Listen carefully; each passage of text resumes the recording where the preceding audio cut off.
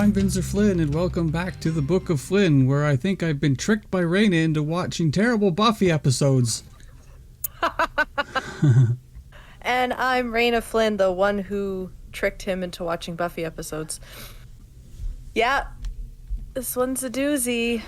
So, how is Vinzer after watching that episode? Don't glare at me. Well, now that I'm wearing my reading glasses, I can take them off like this and go like this. And you can also put them back on. Well, I have to, or I'm squinting at my notes. Yeah, I have things to say about this latest Buffy episode, but we're going to get to that. So how about we do some Star Wars? Oh, wait, hold on. What's going on in Stardew Valley? I almost forgot. Well, this week I enabled monsters on my farm by giving a strange bun to the dark shrine of night terrors so that I could get monsters to show up on my farm. This is a farming game, right? Yeah, it's on a farm. It's on a farm. I mean, I guess Texas Chainsaw Massacre was on a farm too, but okay, whatever. Well, as long as Texas Chainsaw Massacre doesn't show up on my Stardew screen, we'll be fine. I'm never going to Stardew Valley. It sounds like a terribly chaotic place. Well, I guess we could launch all into this week's Star Wars Clone Wars episode. Honestly, I got some issues with this episode too, so let's Oh, yeah, exactly.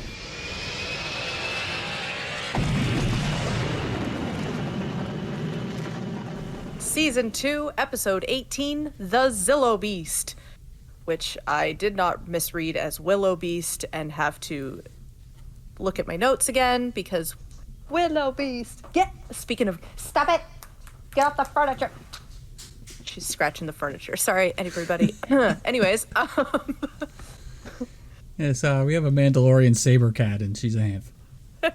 I looked over and she had both claws in the couch looking at me like, what? Yeah, attention's not on me. The quote for this week was, "Choose what is right, not what is easy." And my prediction was that there was an a-hole Zillo beast running amok, and Obi-Wan didn't want to involve himself in such trivial matters. We recap with Separatist forces are about to claim the planet of Malastare.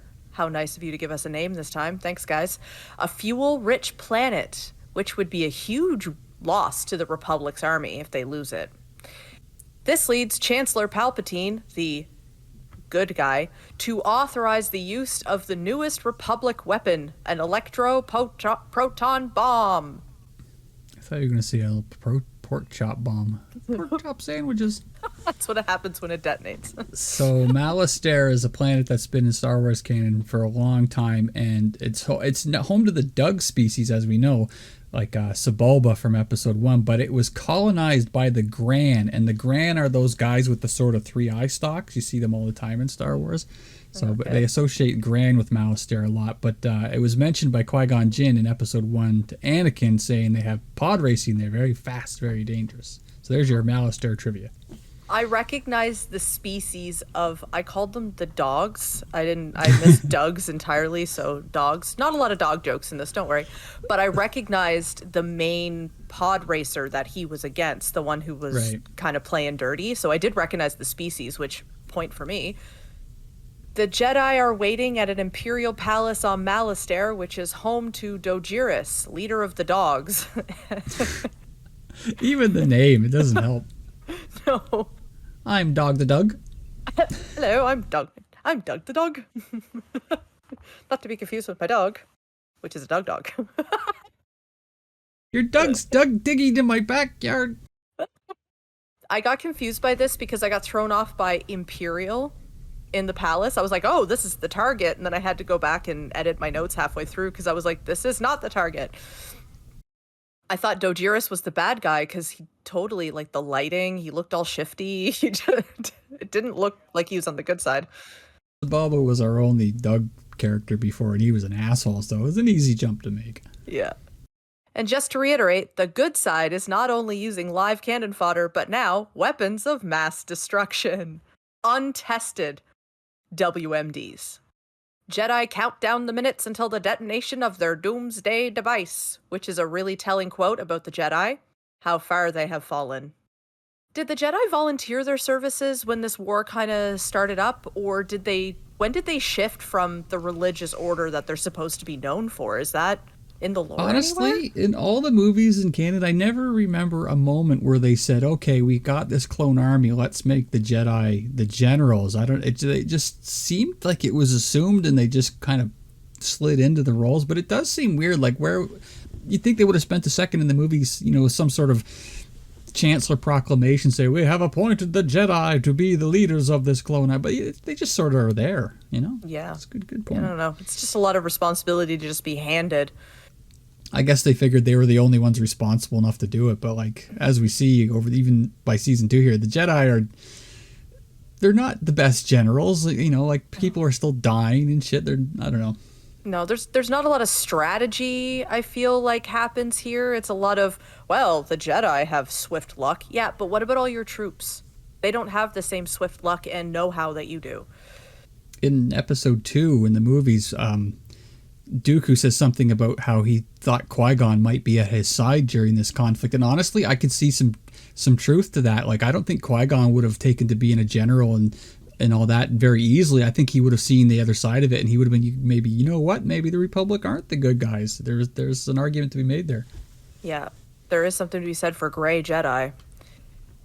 On the grounds of Malastare, Rex is with a squad of troopers, and he's looking through their space binoculars, or spinoculars, and he's making a note of the considerable separatist troop heading their way. And I counted, did some math, 600 bingo droids, B1s, Wow. 600 super duper droids, 15 to 20 hyena droids. What were they actually Vultures? called? I think they're called vulture droids by the fighter. The fighters are vultures, but I think the hyenas are the bomber variant. But either way, you're right. Okay. 8 ammodillos at least, and then there's a bunch of tanks with triple MD droids behind that. Those middle management monkey droids. Spider droids too. They were loaded for bear. Yeah, I missed those, but I did see them partway through. I was like, wow, I didn't even catch them in my original sweep. At the safety of the top of the palace, Chancellor Palpatine, via holocall, is talking to Dojiris and trying to reassure him that his people will not become separatist slaves. He explains that the bomb, designed by Dr. Ball, who is a fish species of some sort, I'm not sure the exact species, only affects droids. Clearly, the voice actor is the one who normally does Padme. Like, she didn't even try to mask it that much, but that was so Padme's voice actor. I'm not sure what race she was. She looked kind of Moncal, but not. I don't know. My first thought was, get R2-D2 away from here if it isn't already. C-3PO can stay. I haven't seen him in a while. Yeah, I'm Not mad complaining. about that. Yeah, exactly. Not mad about that. We have accounted for every probable outcome, said the AI doctor. Well, I see Skywalker, so at least you have a contingency nearby for all the improbable outcomes. The cause of and solution to them. Exactly. Mace Windu is also concerned about the improbable. But the Chancellor's like, it's the only option for victory. For whom, Chancellor? For whom? General Mills. I see you, man. On the ground, Rex explains to the audience/squad that they only need to hold off the Separatist army until the bomb drops. A cool bit of Star Wars combat ensues, with the vulture droids and the laser cannons and Dojiris' people using like skeet cannons. They're like shooting these discs out. Reminded me of skeet shooting. I don't know if I'm saying that right. Yeah, you are. Okay. Troopers are being taken out because Rex and his squad are standing in front of the big thing that they could use for cover instead of standing behind it. Did you notice that? They have this big thing behind them and they're standing directly in front of it and shooting. And I'm like, you could shoot from around that. Possibly. Because the guy right next to Rex gets taken out. Rex almost dies like 3 times in this episode. From the safety of the palace, Skywalker tells the bombers to take off, which leads me to ask, why are they just leaving now? Right? I'm hoping this was one of those things where the time sort of overlapped and whatever, but like it does seem like they waited to the last second. I did like, however, that these look like, they're early Y-Wing bombers. They sounded exactly the same as the ones in episode 4 doing the Death Star run. So I like little things when they get the sounds, the same. It brings up the nostalgia. There will be some other nostalgic sounds throughout this episode. It must be killing Anakin as well not to be in this fight. It surprised me that he wasn't in the bombers. The bomb squad heads towards the Separatist forces, and one fighter is being piloted by a trooper with a cool helmet. It looks like eyes and the skin of a lizard painted across his helmet. Yeah, very dragony. He's flying an ARC 170, and most people think it's a precursor to the X-Wing. It's not really. The Z95 is the precursor to the X-Wing. These are heavy recon fighters with a pilot and 2 gunners, and I'm a big fan of these ships. I used to have one. Great fun. Nice. I did not know that. That is a fun fact. He drops his package onto the platoon of bingo droids. We get a nice shot of Harry and Marv. Harry, who books it to safety, as if that's going to help him. And Marv just stops to say, ow. Yeah, I don't think Harry made it. It lands on him, and the Separatist forces don't even know what hit them. They're literally marching as this thing is blasting them out. They don't even turn around to look. You think Harry and Marv got re-downloaded to new bodies, and you're like, oh, we'll be safe in this big crowd of troopers? Nope. Not again. So that's just the first explosive part of the bomb. Then the EMP part of the bomb hits. So stage 2 hits, and it creates this cool, like, you know those globes in like the Discovery Center that you put your hand on? It was very that. It fries all the electrical, including the palace. Sorry, Chancellor, end call. And ships. It also gets the ships that the troopers are currently flying in. I would hope they had the sense to floor it and get the fuck out of range, but you know. And then there's Annie's fake hand. I like that they reminded us that he has a cybernetic arm, because it gets glossed over a lot. They really should have just let it go like dead, so he's like walking around with this just floppy arm for half an episode being like, I can't get this stupid thing turned back on. But he's also a techno genius, so he'd probably have that back up and running in no time. I hope there aren't a lot of troopers with artificial limbs right now, by the way. Just yeah, that really. little side note. Some guy working in the palace has got a pacemaker, and he's like, what's going on? Just as they start to applaud the success, the ground underneath the detonation site gives way and creates this giant cavern. We even get to see one clone trooper fall to his death while screaming and trapped in like one of them walkie things. Yeah, ATTEs, I think. All-terrain troop something, I don't know. But I felt so bad for that guy. He was fucked. This is a children's show? Why did they have to include that? Let's put a guy falling to his death and he can't do anything to stop it. Screaming and terrified, trapped in this little room. Okay. This is brutal. Speaking of trapped, Rex barely escapes the sinkhole with his life, leaping to safety just in time. And Mace Windu is updating the Chancellor while cleanup is starting to happen. They're spearing the rest of the droids. And the Chancellor is getting informed about the sinkhole that they created. Oops. And they're going to send search parties for their troopers, which I didn't think they would do that. I was honestly a little surprised. We're so used to being around Obi-Wan, who just doesn't care. Mace Windu was sort of the voice of compassionate reason in this one. And usually I find Mace is a little cold and let's do what has to be done and spend the troopers, but they used him as sort of the conscience of the episode, I found. Only would have been made better if it was Plo Koon. I could have made better nicknames. Chancellor doesn't give a fig about the troopers and only asks if the treaty is signed. Does Palpatine wanting this treaty signed give you fucking U.S. bullying Ukraine for minerals vibes here, you know? Like, little bit, yeah. Dojiris tells him that it must be approved by the Dog Council. Chancellor wants the treaty signed so the Republic fleet has access to fuel on this planet. And Dojiris is like, I'll do my best. Rex receives word from the ground that they lost contact with the rescue parties. The rescue party will need its own rescue party. This episode becomes like rescue party inception. It's ridiculous. Mace Windu and Anakin are heading to the edge of the crater. Dojiris hopes that the blast didn't affect their planet and therefore its fuel source. Which, yeah, you'd think that you'd really want to make sure the planet was okay, considering this is such a rich fuel source. What if they ignited the entire planet? Game over, man. They exploded fuel lines. You saw it when it crashed. When the sinkhole happened, it opened up fuel lines.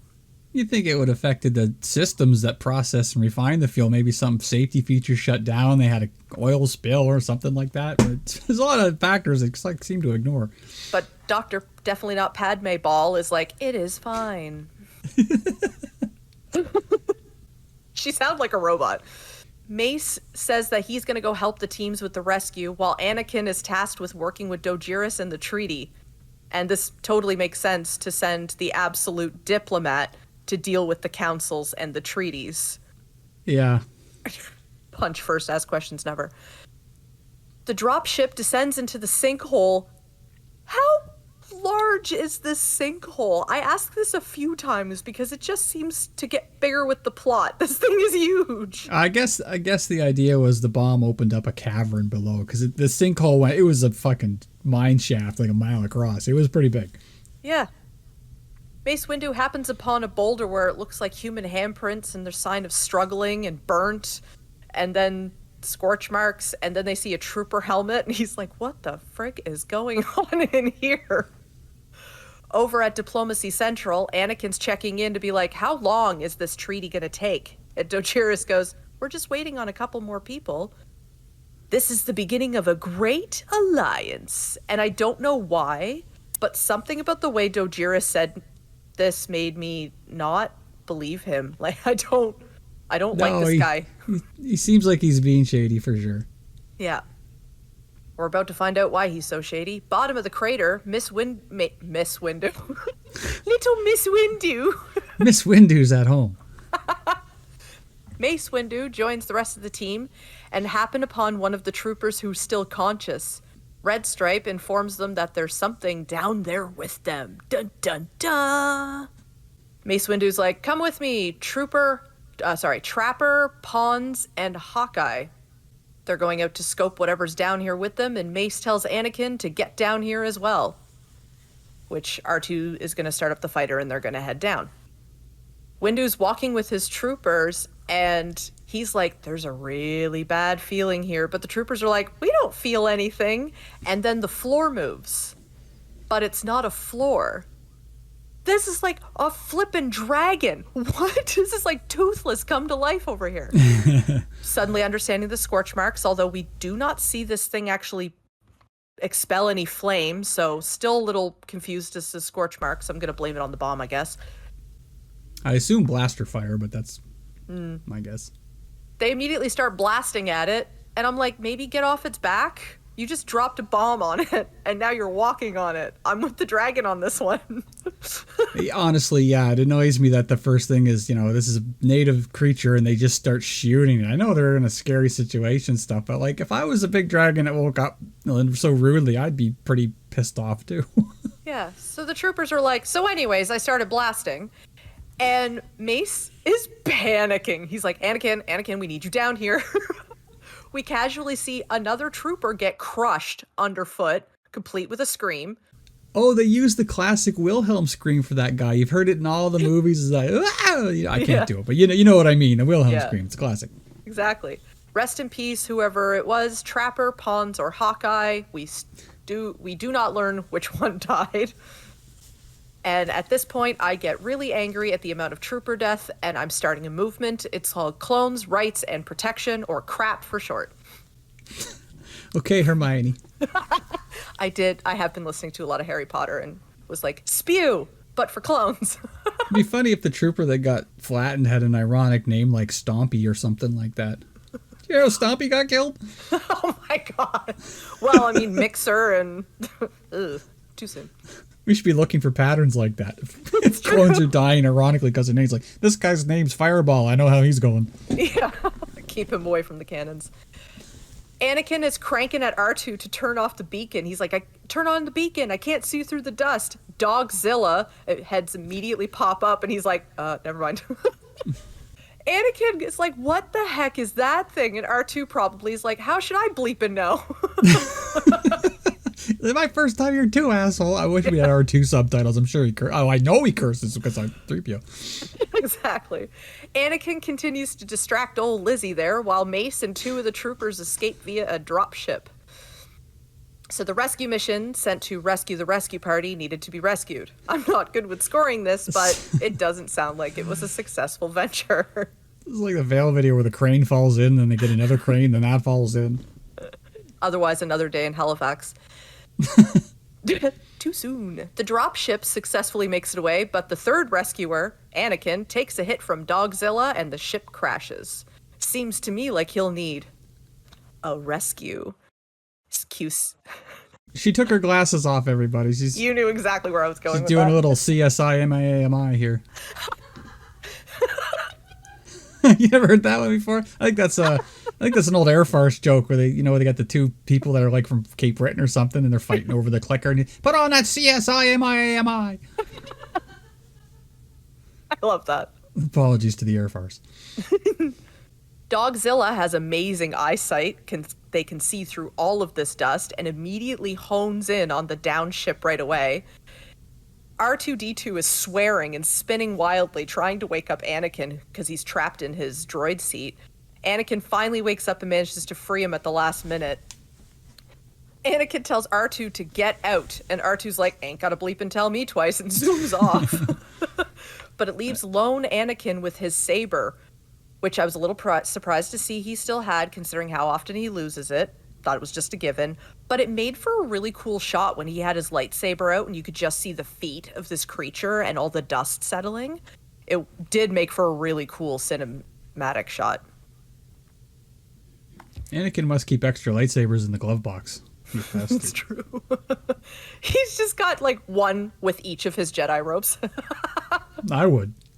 He keeps stealing them from the kids and being like, shh, you guys can get replacements. I'm banned now. You must think the Jedi Order must get a little annoyed with them. I mean, the metal to make it's one thing, but it's like, you're going through a lot of lightsaber crystals, pal. These are not easy to come by. Yeah. Anakin narrowly escapes being stomped on himself and goes to slice off the ankle. But the saber bounces right off. Uh-oh. Anakin's like, well, I'm out of tricks. Yeah. Anakin walks up the back of the dragon with R2 still zooming around him like an annoying fly. And then Anakin proceeds to jump on R2 and ride him out of the sinkhole. Is a sentence I just said. Why didn't we ever see that in the original trilogy? There's a quick shot of Mace planning a fourth rescue attempt, and then it cuts back to R2 screaming. Classic sounds. Yeah, the R2 panic sound, always a good one. He's trying to outrun Dogzilla while carrying a Jedi, but like a boss, he manages to make it to the top and is like, get off me.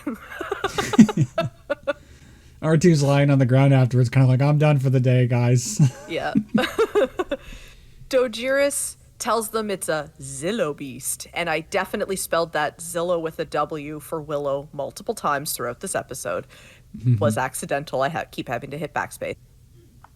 And they thought they were all killed years ago by the dogs. When they started mining, they hunted them all down to protect their fuel supply as well as themselves, because they used to be hunted by these Zillo beasts. Later that night, the dogs have set up cannon drops and they're constantly bombing the Zillo beast, who we can hear like screaming. I hate this so much. Mace and Anakin exchange looks, and I'm a little surprised by those looks because it's very obvious that they are not okay with what's happening here. No, I'm rooting for the dragon the whole time. Oh, 100%.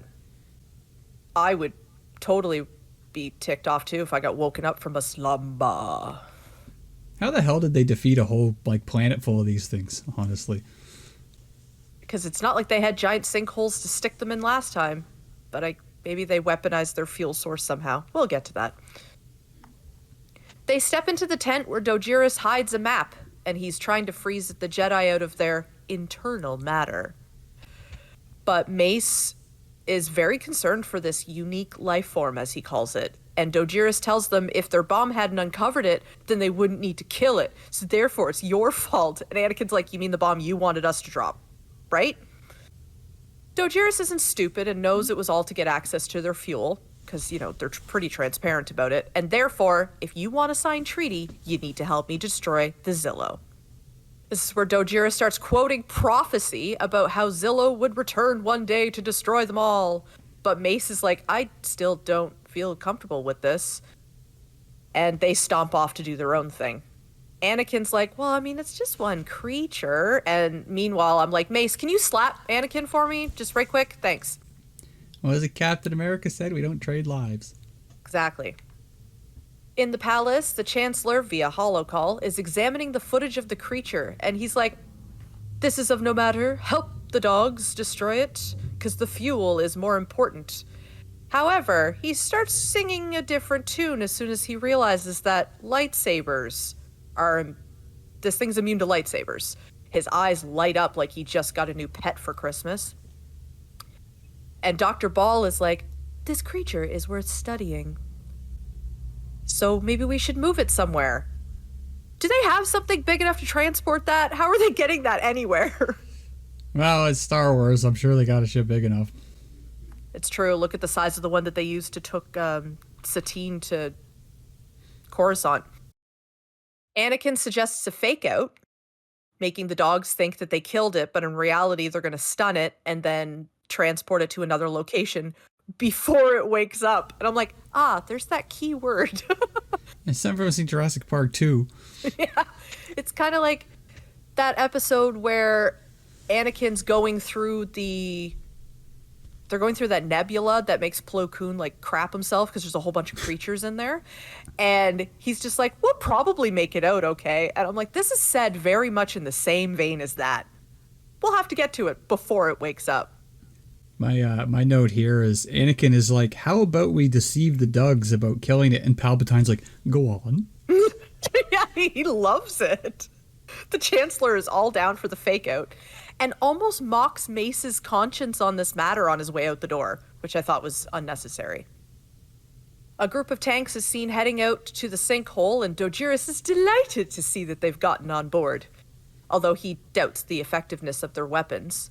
Anakin's like, oh, you just wait. And it seems like he's being a little too cocky. I don't know, I was a little annoyed by that, but Dojiris is still not convinced and goes, don't worry, our way works, and starts opening up valves, releasing a bunch of fuel into the sinkhole, which apparently is deadly to little Lizzie there, and she looks helpless in this hole to escape as the fuel goes up around her.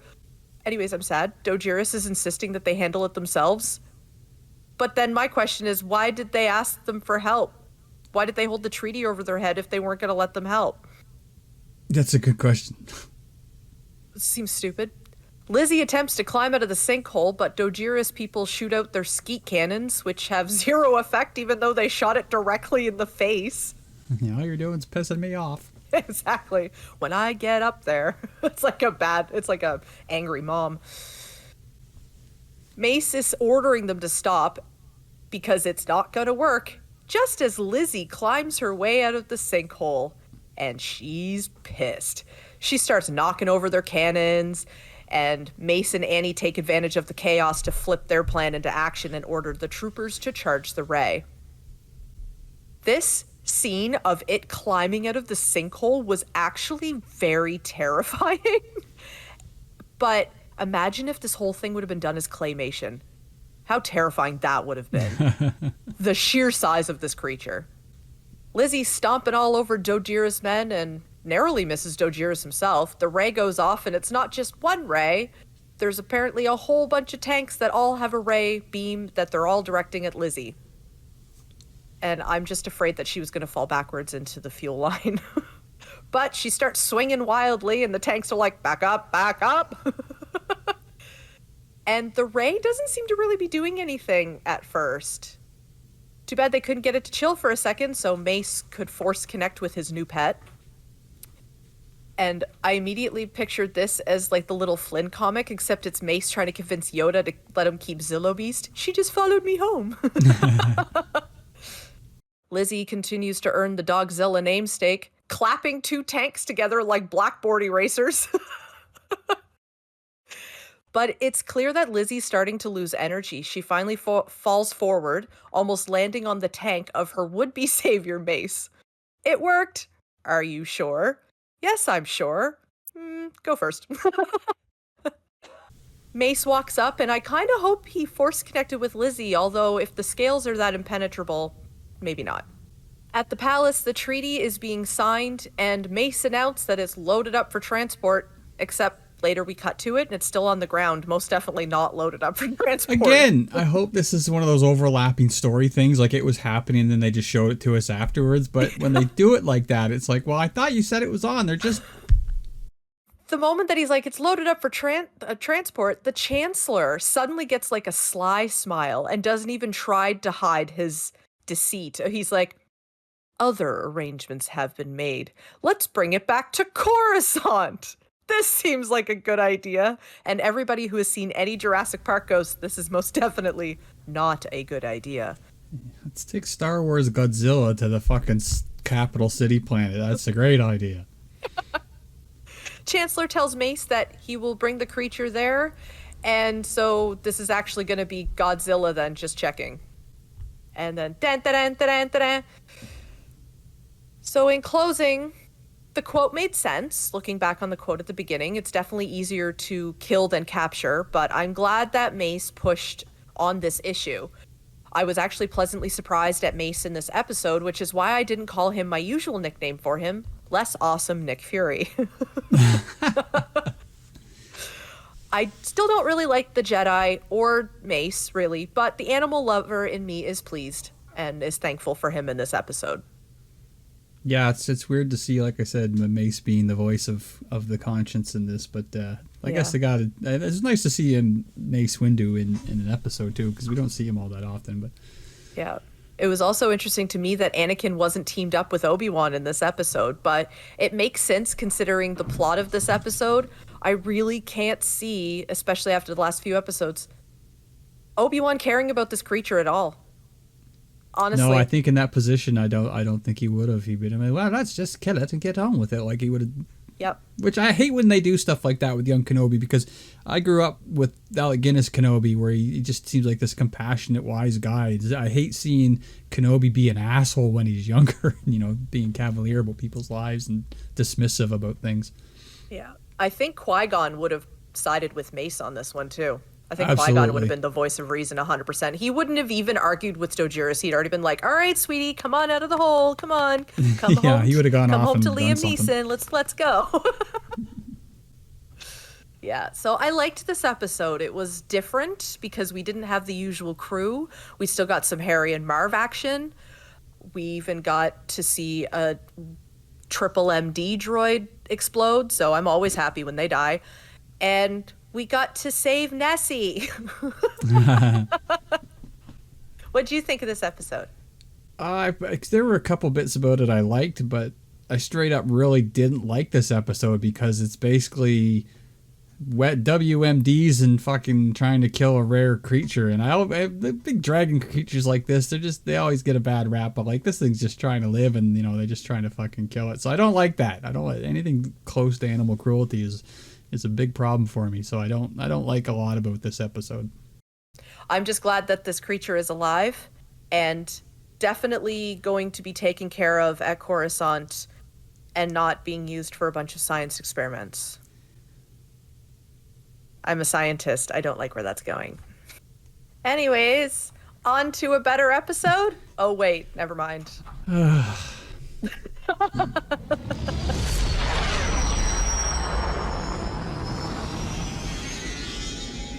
Time for Buffy, Season 2, Episode 18, Killed by Death. And if there's one thing that's as hard for me to watch as shows about, killing innocent animals, it's fucking victimizing kids.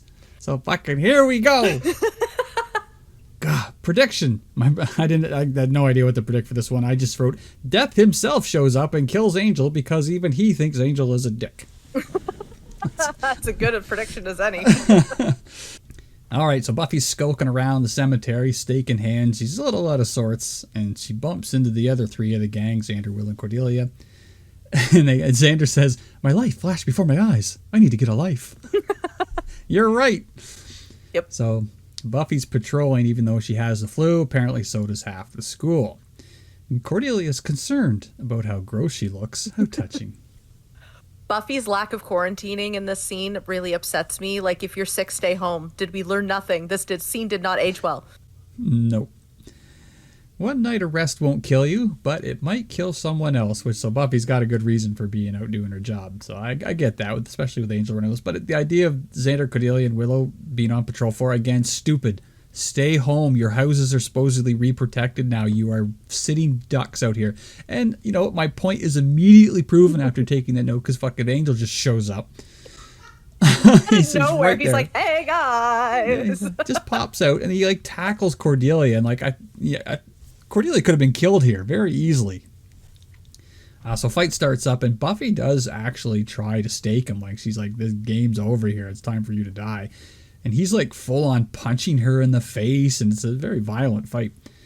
The gang saves her, and Xander actually knees him like in the face, and they drive him off the crucifixes. And, you know, they jump right into the fight.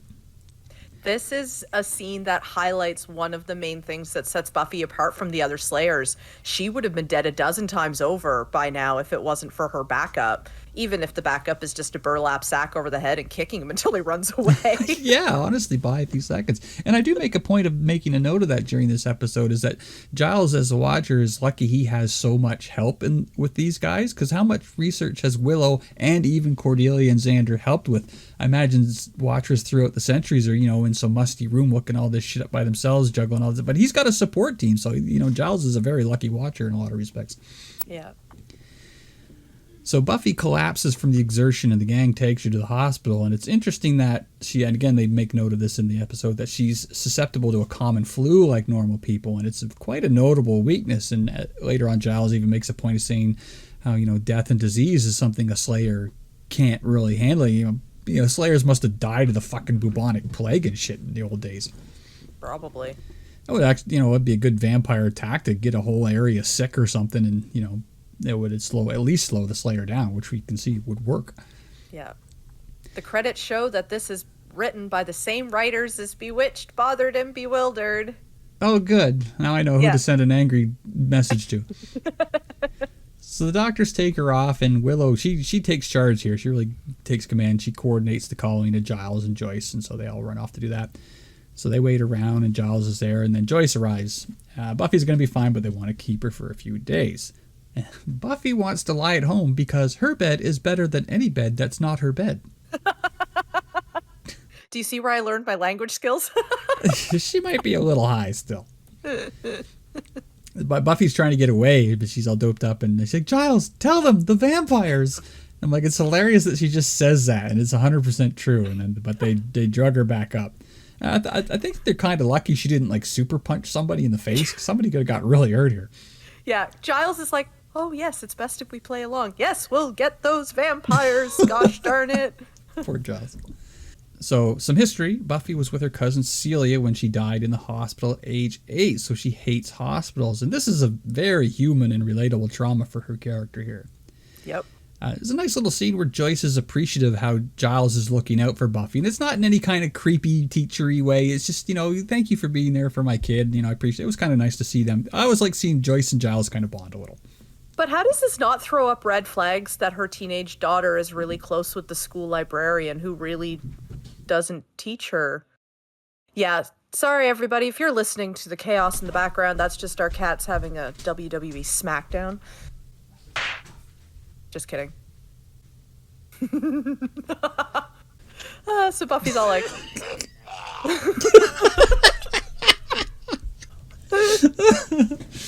Oh, thank you, Pizza the Hut. And...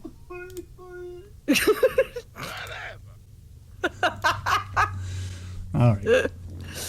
So anyways, red flags. Librarian. Why? If you... Well, I can't say if you were parent of a teenager. Us being parents of a teenager, if the librarian was this involved, would I be concerned? Well, yeah, I could see that. But I mean, I would trust my instincts if they were just being a nice mentor. I would trust if they were giving me the creeps or something like that. But anyway. True. Joyce says she's sorry about the death of Jenny Calendar to Giles. So, she's being, a little empathetic to him too, and says that she's there for Giles. So, that's all nice. It really caught him off guard too. Like, you could tell he did not know how to react to that. Xander says, I think she'll be okay. And Cordelia says, someone got a bad nose job here. Says Buffy should get that thing on her face done, but no one seems to know what she means. You know, am I the only one that sees it? I'm like, apparently. Yeah. They raise the concern that Angel can get to her here because it's a public building. Again, reinforcing the rules of the invite vampire stuff. So 2:27 a.m. by the clock, Buffy's asleep in a room. She comes to and sees a little boy in the hallway who stares at her and leaves. And then a creepy weird guy in like a bowler hat or something just wanders past chuckling. And I'm like, drugs or is that Mr. Death? So Buffy follows him into a pretty empty hallway. There's a janitor. And but it's obvious pretty soon that she's flashing back to what I assume is her 8-year-old trauma. The clock clicks to 2:27 again, so yeah, it was just a dream. She gets up again. There's more people around this time, so probably not a dream because you can hear people in the background hacking.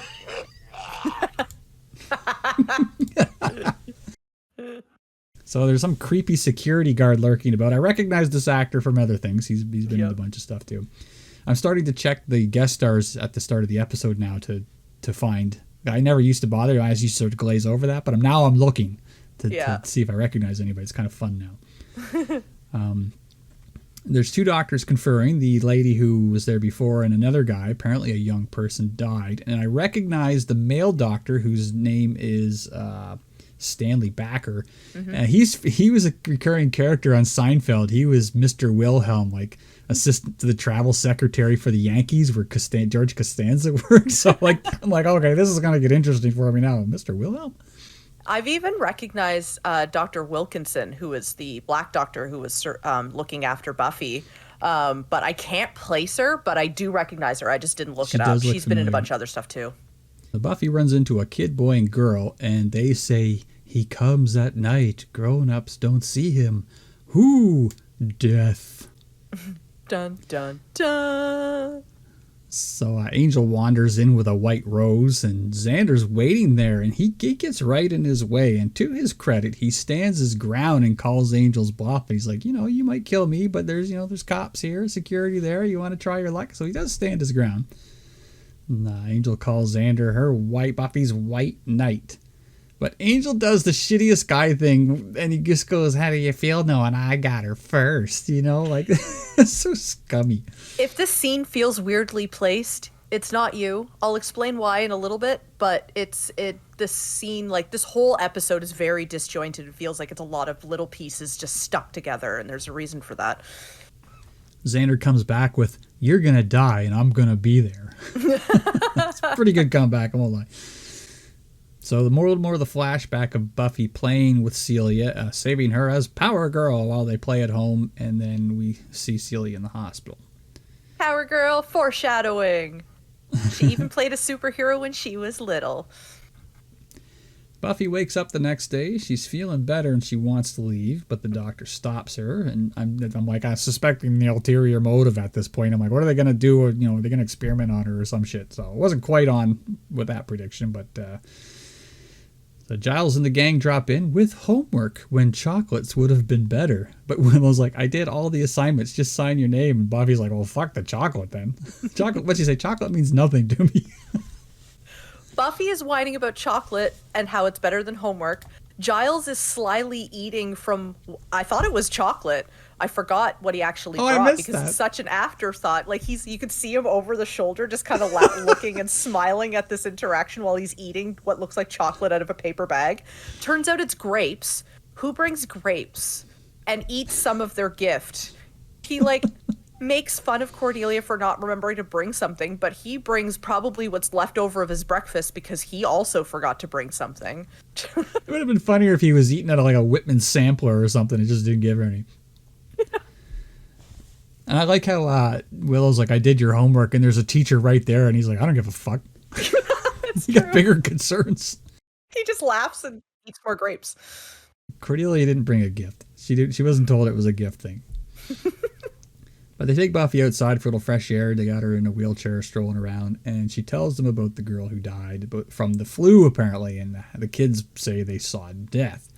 Xander says not to play chess with death, and I can't help but wonder, I don't know the timing of this, but I wonder if that was like a Bill and Ted's Bogus Journey reference. I'm pretty sure it came out before this episode, where Bill and Ted keep beating death at games and they beat him at Battleship.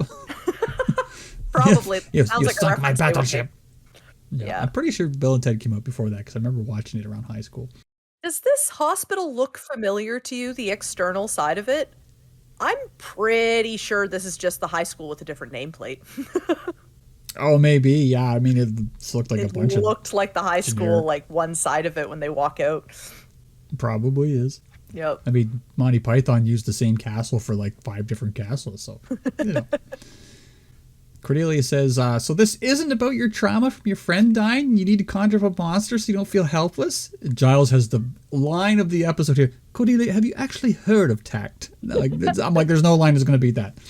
And Cordelia retorts with, tact is just not saying true stuff. I'll pass. Yeah. She comes back with an equally strong line. Frankly, I can respect that. Yeah. Well, I mean, you can still say true stuff. Like, in the words of one of my coworkers, you could tell somebody to F off and they'll thank you for it. It's all about how you say it. This is true. It's very true. Anyway, Buffy's going to get to the bottom of it if she's going to be stuck there. So Xander and Cordelia do some snooping in the hospital files, and that's when the creepy security guide pops up.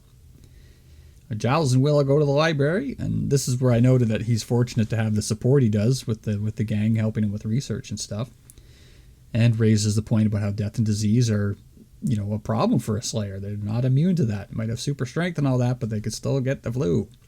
Key thing about this monster is that only kids can see it, but there's something to the idea that kids can see the true face of things, so maybe the monster's a person, right? That's very real right there.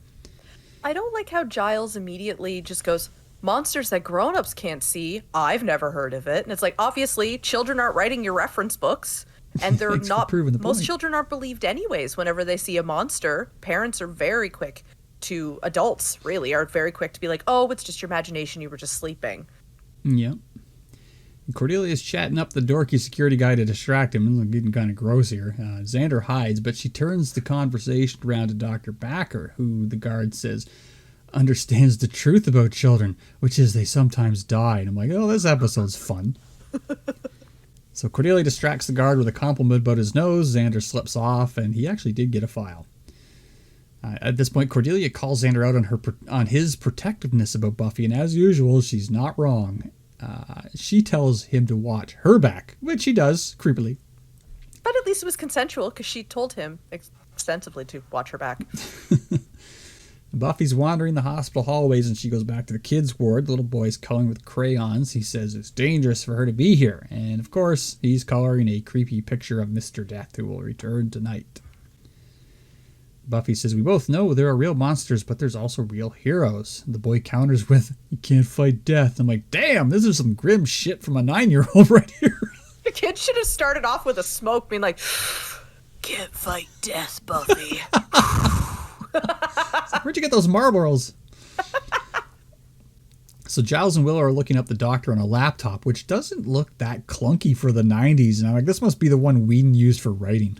Willow had one in last season or something, didn't she? Oh, did she have a laptop? Notice. She had one. Oh, it was in, what episode was it? It was like Willow said she needed to go back and get her laptop, but we were confused because it looked like it was at a different spot. And we were like, wait, who has the laptop? Anyways, continue. Yeah, I used to service laptops in IT in 99, 2000, and they were a lot chunkier looking than that one. So they had a good laptop there. Dr. Backer is looking over his dot matrix printout. In my mind, he's going over the Yankee numbers from George Costanza, but he's hard at work on something here. He seems quite driven with what he's doing, but he seems to be getting somewhere. Xander's falling asleep at his post. Cordelia drops by with coffee and Krispy Kreme, which I didn't know was around in the 90s, but being Canadian, I was always Tim Hortons. I drunkenly stopped by, so... I didn't realize that what this food ever was, actually. I thought it was just fast food, so good on you for recognizing it, because I just assumed it was a burger and fries. I didn't know Krispy Kreme was the thing until, well, way later. I interrupt this podcast to say that I would gluten myself for a sour cream glazed. Continue.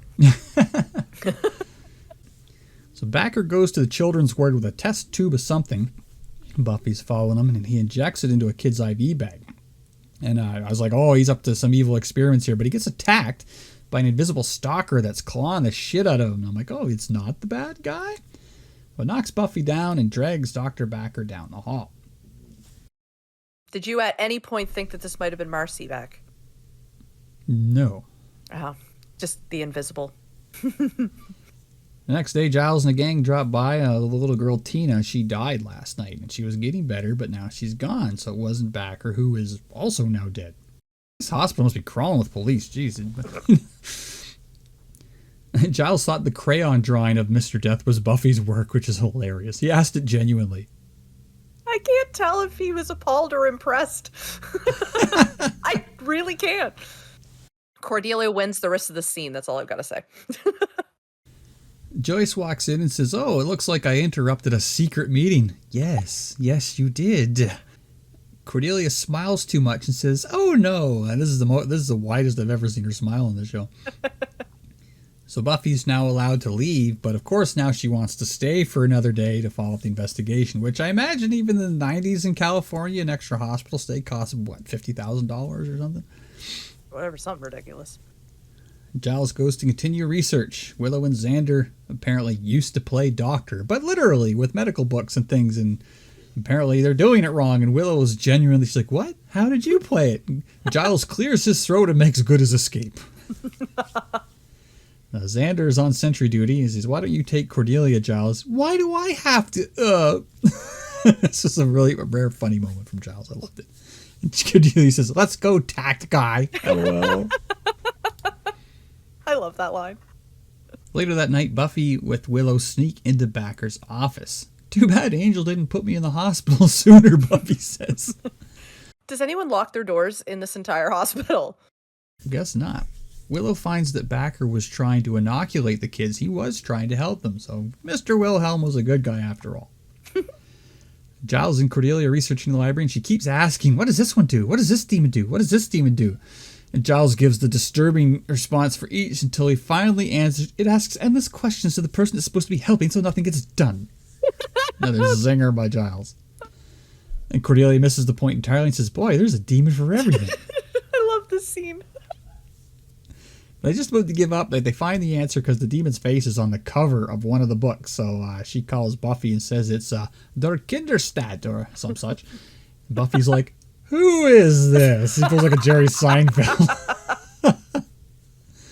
So this monster, which literally means like the kid death, it sucks the life out of the kids and they die seemingly of normal sickness.